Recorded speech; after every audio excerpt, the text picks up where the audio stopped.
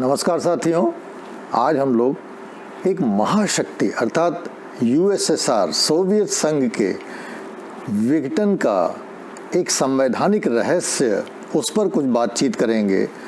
और जैसा कि हम सभी लोग जानते हैं कि 1990 के दशक में सोवियत संघ का विघटन हो गया शुरुआत में ही, और आज तक बहुत सारे आयामों पे चर्चा हुई है।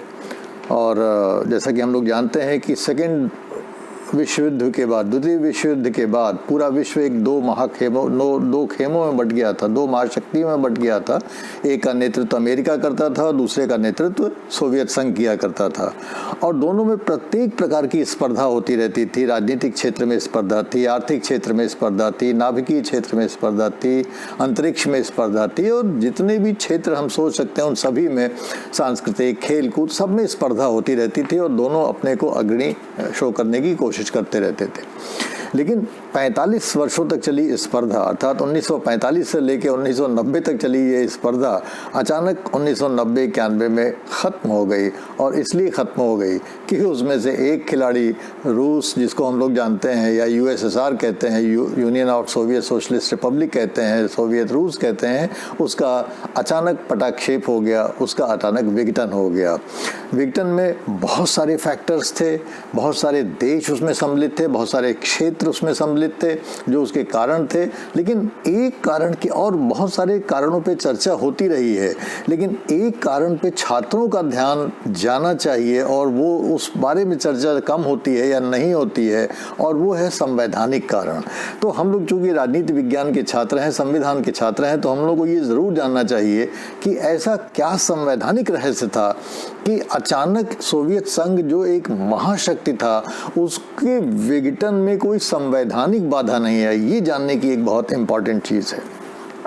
सोवियत संघ, जैसा कि हम सभी लोग जानते हैं, मार्क्सवादी अवधारणा पे, मार्क्सवादी विचारधारा पे आधारित एक समाजवादी राज्य था। और जैसा कि हम सभी लोग जानते हैं कि जो मार्क्सवादी विचारधारा का पालन करते हैं, साम्यवादी जिनको हम लोग कहते हैं, कम्युनिस्ट जिनको हम लोग कहते हैं, वो एक वर्ग विहीन, शोषण विहीन, समतावादी समाज की परिकल्पना करते हैं। अर्थात वो एक ऐसा समाज स्थापित करना चाहते हैं जिसमें वर्ग नहीं होगा, शोषक और शोषित नहीं होंगे, एक शोषण विहीन व्यवस्था होगी और सभी लोग को समानता का लगभग आधार प्राप्त होगा।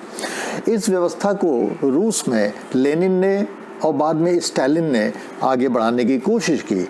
लेकिन हुआ ये कि बजाय कि वो मार्क्स की साम्यवादी व्यवस्थाओं को और पुष्ट कर पाते, उसको आगे बढ़ा पाते, उन्होंने वास्तव में वहाँ पे अधिनायकवाद को बढ़ा दिया।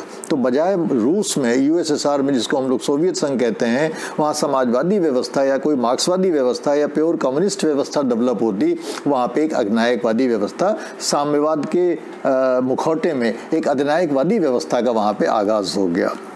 और इसके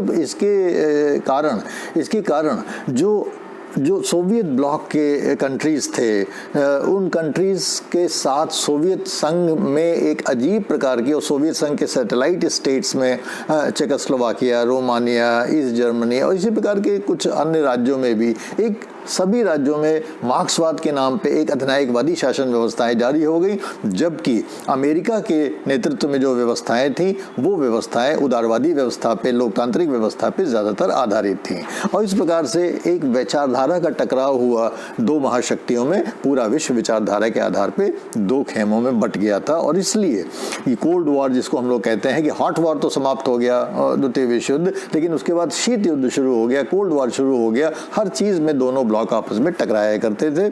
और जब ये विश्व युद्ध खत्म हुआ, तभी से ये प्रयास भी शुरू हो गए कि वैश्विक स्तर पे कि भाई किसी तरीके से विश्व युद्ध की समाप्ति के बाद शांति की स्थापना हो, और क्यों नहीं एक ऐसा वैश्विक संगठन बनाया जाए जो कि जिसमें सभी देशों का प्रतिनिधित्व हो और सब लोग आपस में बातचीत से समस्याओं का समाधान कर सकें। सबके सामने लीग ऑफ नेशंस का एक मॉडल था जो कि प्रथम विश्व युद्ध के बाद बना था। लीग ऑफ नेशन किसी वजह से सफल नहीं हो पाया, तो द्वितीय विश्व युद्ध के दौरान ये प्रयास तेजी से होते रहे सारे महाशक्तियों के बीच में, सारे बड़े बड़े राष्ट्रों के बीच में, कि कैसे युद्ध की समाप्ति के बाद एक लीग ऑफ नेशन से बेहतर एक संयुक्त राष्ट्र संघ जैसा कोई संगठन बनाया जाए जो कि पूरे विश्व विश्व में शांति की स्थापना कर सके और जब इसमें सारे देशों को इसका मेंबर बनाया जाए।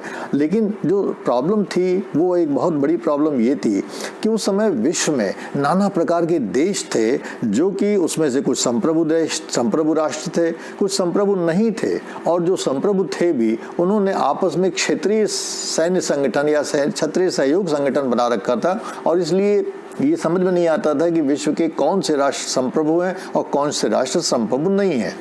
इसलिए जब यूनाइटेड नेशंस ऑर्गेनाइजेशन की संरचना की बात उठी द्वितीय विश्व युद्ध के दौरान, तो एक बात पर सभी सदस्य देशों में सहमति बनी, जो भी उसके अगुवा थे, जो भी बड़े बड़े राष्ट्र उसकी अगुवाई कर रहे थे, उनकी एक सहमति बनी कि संयुक्त राष्ट्र संघ के केवल वे ही सदस्य बनेंगे जो कि संप्रभु राष्ट्र होंगे। लेकिन अब सवाल ये पैदा होता है कि संप्रभुता है क्या चीज़, संप्रभु राष्ट्र किसे माना जाए। हर राष्ट्र कहता है जी हम संप्रभु राष्ट्र हैं, तो क्या यूनाइटेड नेशंस के दृष्टिकोण से संप्रभुता की कोई परख है, कोई उसकी पकड़ है, कोई उसकी पैमाइश है, कोई उसका पैमाना है? इसके लिए संयुक्त राष्ट्र संघ के जो नेतृत्व बनाने का जो नेतृत्व कर रहे थे, उसके लिए एक समिति की संरचना की गई, और समिति ने संप्रभु राष्ट्र के संदर्भ में 3 मानक बनाए। प्रथम कि वो राष्ट्र या वो राज्य संप्रभु राज्य माना जाएगा जो विदेशों से राजनयिक संबंध, डिप्लोमेटिक रिलेशंस रखने की क्षमता रखता हो, नंबर 1। दूसरा कि उसको उस राज्य को अपनी सेना रखने की शक्ति हो, अर्थात वो राज्य अपनी सेना स्वतंत्र रूप से रख सके। और तीसरा कि यदि कोई राज्य किसी क्षेत्रीय संगठन का सदस्य है तो उस क्षेत्रीय संगठन से अलग होने का अधिकार उस राष्ट्र के पास सुरक्षित होना चाहिए, तो विदेशों से संबंध स्थापित कर सके, विदेश अपनी सेना रख सके, और किसी क्षेत्रीय सहयोग संगठन में या किसी भी क्षेत्रीय सहयोग संगठन से अलग होने का, सिसीड करने का, उससे अलग होने का उसको अधिकार होना चाहिए। अब ये 3 शर्तें जब प्रस्तावित की गई तो उस समय तक यूएसएसआर के पास 15 गणराज्यों का जमावड़ा था जिसको उसने अपने कब्जे में ले रखा था, और एक संयुक्त राष्ट्र संगठन union of Soviet socialist Republic नाम से एक संगठन पूरे बना रखा था जो कि एक महाशक्ति के रूप में पूरे विश्व के सामने था। तो रूस ने एक संवैधानिक चालाकी की, उसने ये सोचा कि हमारे जो 15 गणराज्य हैं, इन गणराज्यों सबको हम यूएनओ का सदस्य बना लें, और इस सदस्यता को बनाने के लिए अपने संविधान में ऐसे संशोधन कर लें जिससे कि 15 के 15 गणराज्यों को संवैधानिक रूप से ये अधिकार प्राप्त हो जाए कि वो ये क्लेम कर सकें कि वो एक संप्रभु राज्य हैं, भले ही वो एक क्षेत्रीय संगठन अर्थात यूएसएसआर के सदस्य हैं। तब रूस ने क्या किया, उस समय स्टालिन का कॉन्स्टिट्यूशन 1936 वाला चल रहा था रूस में, और उस संविधान के स्टालिन के कॉन्स्टिट्यूशन में रूस ने 1944 में 1944 में गुपचुप तरीके से कुछ संशोधन किए। वो संशोधन बहुत कम लोग जानते हैं। आइए हम लोग देखते हैं कि वो क्या संशोधन थे और उन संशोधनों से क्या परिणाम हुआ। 2 फरवरी 1944 अर्थात देखिए स्वतंत्र, इस समय विश्व युद्ध चल रहा था, 2 फरवरी विश्व युद्ध तो समाप्त हुआ 1945 में, तो 2 फरवरी 1944 को सुप्रीम सोवियत जो कि सोवियत संघ का की संसद थी, उसके 10वें अधिवेशन में एक संशोधन पारित किया गया, और उस संशोधन में 2 क्लॉज जोड़े गए। वो क्लॉज क्या थे? आर्टिकल 18A और आर्टिकल 18B, ये 2 बड़े इंपॉर्टेंट क्लॉज हैं, इसको ध्यान से सुनिएगा। और ये गोपनीय ढंग से जोड़े गए, इसका प्रचार नहीं किया गया, किसी को बताया नहीं गया, और संविधान में धीरे से रूस की संसद ने ये संशोधन दोनों कर लिए, क्योंकि वहाँ जानते हैं वहाँ तानाशाही व्यवस्था थी, जो पार्टी चाहती है वो खट से हो जाता है, वहाँ कोई विरोध का अधिकार नहीं था, तो इसलिए सर्वसम्मति से वो संशोधन वहाँ पे पारित हो गए और गोपनीय ढंग से उसको संविधान में जोड़ दिया गया। क्या था पहला संशोधन? पहला संशोधन था 18A। 18A का कहना था कि सोवियत संघ के सभी गणराज्यों को अर्थात सभी संघीय इकाइयों को यह अधिकार होगा कि वो नंबर 1 विदेशी राज्यों से प्रत्यक्ष संबंध रख सके, अर्थात वहाँ के लाटविया, लिथुआनिया, एस्टोनिया, बेलारूस या और भी यूक्रेन, किसी भी प्रांत को यह अधिकार होगा कि वो किसी भी अन्य संप्रभु राज्य से वैदेशिक संबंध स्थापित कर सके। ये क्वालिफाई करता था कि जो शर्तें बनी थी। दूसरा कि वो उन राज्यों से संधि और समझौते भी कर सके। आप जानते हैं कि संधियां और समझौते तो केवल संप्रभु राष्ट्र ही दूसरे संप्रभु राष्ट्र से कर सकता है। भारत को अगर संधि और समझौते करना है तो उत्तर प्रदेश कोई संधि और समझौता तो अमेरिका से नहीं कर सकता ना, करेगा तो भारत ही। और तीसरा कि वो विदेशों से राजदूतों का और वाणिज्यिक दूतों का आदान प्रदान कर सके। तो ये था पहला संशोधन, जिसमें कि 3 अधिकार रूस के या सोवियत संघ के गणराज्यों अर्थात संघीय इकाइयों को दिया गया। विदेशों से प्रत्यक्ष संबंध रख सकें, संधि और समझौते कर सकें विदेशों से, और विदेशों से अपने एम्बेसडर्स और कॉन्सुलेट्स का एक्सचेंज कर सकें। ये 3 अधिकार दिए गए पहला संशोधन 18A से। गोपनीय रखा गया इसको। दूसरा संशोधन रखा गया जो कि और इम्पॉर्टेंट था 18B। और ये 18B क्या था? 18B ये था कि प्रत्येक सोवियत गणराज्य की अपनी सेना होगी। अर्थात आप जानते हैं सेना तो देश की होती है, सेना तो राज्य की होती है। कोई उत्तर प्रदेश की सेना नहीं हो सकती, कोई बिहार की सेना नहीं हो सकती, कोई बंगाल की सेना नहीं हो सकती, कोई महाराष्ट्र की सेना नहीं हो सकती। सेना तो भारतीय सेना होगी। लेकिन अगर कहा जाए कि नहीं साहब कल से उत्तर प्रदेश की सेना होगी, तो उत्तर प्रदेश तो वर्चुअली एक प्रकार का संप्रभु राज्य हो जाएगा। तो ये अधिकार रूस ने 18B के संशोधन करके प्रत्येक गणराज्य को दे दिया कि साहब अपनी आप सेना भी रख सकते हैं। ये 2 बड़े ही महत्वपूर्ण संशोधन थे जिनका कि उद्देश्य क्या था? जिनका उद्देश्य था कि रूस अपने सारे गणराज्यों को उन तमाम शर्तों के लायक बनाता था जो कि यूनाइटेड नेशंस की सदस्यता के लिए उनको अधिकृत करते हों। अब संविधान में संशोधन हो गया, किसी को पता नहीं कि संशोधन क्या था। जब बात उठेगी तो देखा जाएगा। अब इस तरीके से दो गोपनीय संशोधनों से उसने यूएनओ की सदस्यता की प्रथम 2 शर्तें तो पूरी कर दी। और ये प्रथम 2 शर्तें जैसा कि हम लोगों ने देखा कि प्रथम 2 शर्तें क्या थी कि विदेशों से राजनयिक संबंध रखने की शक्ति हो और अपनी सेना रखने की शक्ति हो। ये दोनों पूरे हो गए।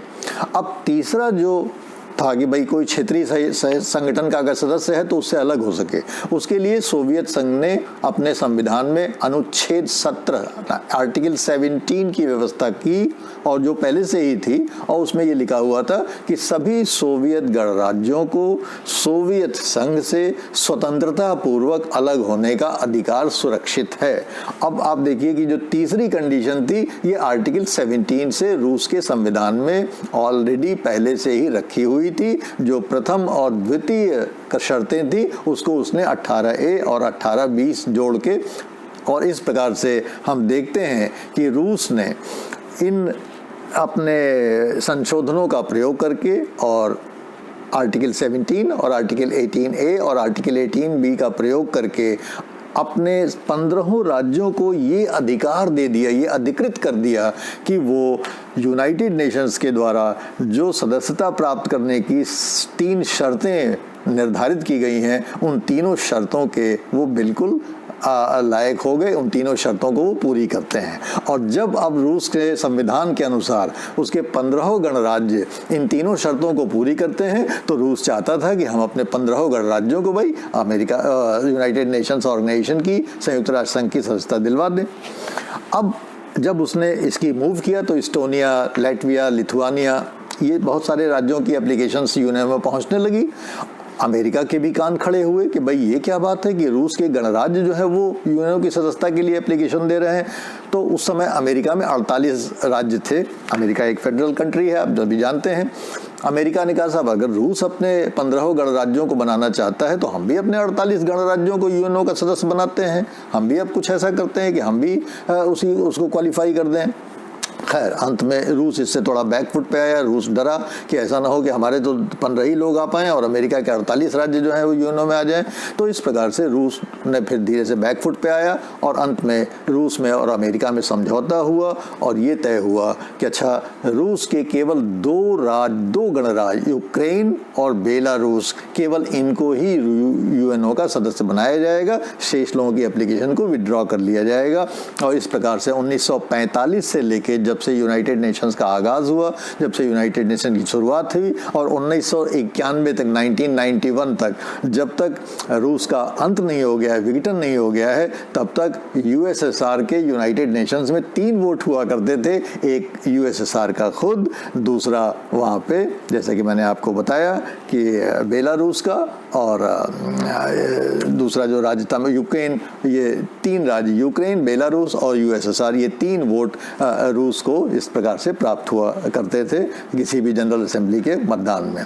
इस प्रकार हम देखते हैं कि आर्टिकल 17, आर्टिकल 18A और आर्टिकल 18B गोपनीय ढंग से ये जो रूस के संविधान में रखे गए, इसमें से गणराज्यों को संप्रभु की स्थिति दी गई।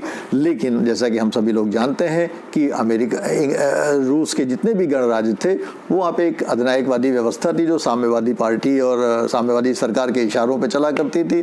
इसलिए संघीय राज्यों का कोई विशेष महत्व नहीं था, संघीय सरकारों का कोई विशेष महत्व नहीं था। जो भी रूस की communist party of Soviet union जो कहती थी वो करना उनकी मजबूरी थी। उनका एक इकाई का न तो दूसरे इकाई से कोई जुड़ाव था और न उनका संघ से जुड़ाव था। एक मजबूरी वाली स्थिति थी जो कि उनको पालन उसका करना पड़ता था।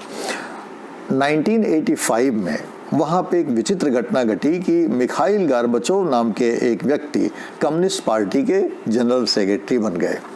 और जब वो जनरल सेक्रेटरी बने तो उन्होंने पेरिस्ट्राइका और ग्लासनास, ये 2 कॉन्सेप्ट्स रशियन टर्म्स हैं, इसको 2 टर्म्स को ये ले आए और इन्होंने कहा कि हम इन 2 चीज़ों को रूस में लागू करना चाहते हैं। पेरिस्ट्राइका का मतलब था कि सुधार किए जाए, तरह तरह के सुधार किए जाएं, रूस की कम्युनिस्ट पार्टी में सुधार किए जाएं, रूस की अर्थव्यवस्था में सुधार किए जाएं, रूस की राजनीतिक व्यवस्था में सुधार किए जाएं, मल्टी पार्टी इलेक्शंस हों, मल्टी कॉन्स्टिट्यूएंसी इलेक्शंस हों, वगैरह वगैरह तरह तरह के सुधारों के बारे में उन्होंने घोषणा की। और दूसरा उन्होंने कहा कि ग्लासनोस्ट अर्थात खुलापन, अर्थात रूस में आपने सुना होगा ना, कम्युनिस्ट जो कंट्रीज होते हैं उसमें आयरन कर्टन की पॉलिसी होती है, अर्थात कुछ भी बाहर नहीं जाना चाहिए और सब कुछ अंदर ही होना चाहिए, खुलापन कुछ नहीं है, चाहे रूस हो चाहे चीन हो। तो उन्होंने कहा कि नहीं साहब, खुलापन, अब अंदर बाहर कुछ नहीं, जो चीज़ खुला है एकदम खोल दीजिए, दरवाजे खोल दीजिए, जिसको जो कहना हो कहे, जिसको जो करना हो करे, जिसको जहाँ जाना हो जाए। और इस प्रकार से ये जो ग्लासनोस्ट और पेरिस्ट्राइका की पॉलिसी थी गोर्बाचोव की, ये एक प्रकार से डेमोक्रेसी को यूएसएसआर में लाने का एक संकेत था कि हम भी डेमोक्रेटिक पैटर्न पे चलना चाहते हैं और हम कम्युनिस्ट पैटर्न पे चलना नहीं चाहते हैं। हम अधिनायकवाद से दूर होना चाहते हैं, हम भी लिबरल मॉडल में आना चाहते हैं, हम भी डेमोक्रेटिक मॉडल में आना चाहते हैं। और इसका परिणाम ये हुआ कि अचानक लोगों को अभिव्यक्त की आज़ादी मिली, जो जैसा चाहे बोलने लगा, जो कि कभी उसने सोचा भी नहीं था। मीडिया हमेशा सरकार प्रो गवर्नमेंट लिखता था, मीडिया ने जैसा जो चाहा मीडिया ने लिखना शुरू किया और इस प्रकार से अचानक जनता में और मीडिया में एक एंटी गवर्नमेंट जो है बोलने की, लिखने की प्रवृत्ति बहुत ज़्यादा बढ़ गई। और उसकी वजह से रूस की जो अर्थव्यवस्था में जो गिरावट आ रही थी, 45 साल के जो आपाधापी और अमेरिका से संघर्ष और अमेरिका से स्पर्धा के रूप में, उसमें तरह तरह की जो विकृतियां थी, समस्याएं थी, उनको हाईलाइट करने का अवसर मीडिया को, जनता को मिला। अर्थव्यवस्था में बहुत गरीबी और महंगाई और भ्रष्टाचार और तरह तरह की गिरावटें जो थी वो सब हाईलाइट होने लगी और इसके कारण लोगों में जनाक्रोश जो है डेवलप हो गया। और जितने भी रूस के यूएसएसआर के 15 गणराज्य थे, उन सभी गणराज्यों में स्वतंत्रता की मांग उठने लगी। सरकार के, यूएसएसआर के विरुद्ध भी लोग बोलने लगे, कम्युनिस्ट पार्टी के विरुद्ध लोग बोलने लगे, अपने नेताओं के विरुद्ध बोलने लगे, सरकारों के विरुद्ध बोलने लगे, नीतियों के विरुद्ध बोलने लगे और पूरा एक एंटी एस्टैब्लिशमेंट माहौल वहाँ पे बन गया। और 1990 में न केवल रूस में बल्कि रूस के जो सैटेलाइट स्टेट्स थे, जिसमें कि रोमानिया है, चेकोस्लोवाकिया है, पूर्वी जर्मनी है, बुल्गारिया है और भी जो रूस से सटे हुए आसपास के देश थे, वो सब उसमें जो है एक प्रकार से डेमोक्रेटिक अपसर्ज हमको दिखाई देता है, लोकतांत्रिक का उभार दिखाई देता है, जिसमें कि लोगों ने प्रोटेस्ट करना वगैरह शुरू किया। नॉर्मली क्या होता था कि ये सैटेलाइट स्टेट्स जो थे, चेकोस्लोवाकिया, बुल्गारिया, रोमानिया, पूर्वी जर्मनी आदि, जब भी यहाँ कुछ गड़बड़ होती थी तो रूस उनके अपनी सेना भेज के या उन सरकारों का समर्थन किया करता था। लेकिन इस बार जब 1990 में ये सब कार्यक्रम शुरू हुए तो रूस ने मना कर दिया कि नहीं, मैं कुछ भी नहीं करूंगा।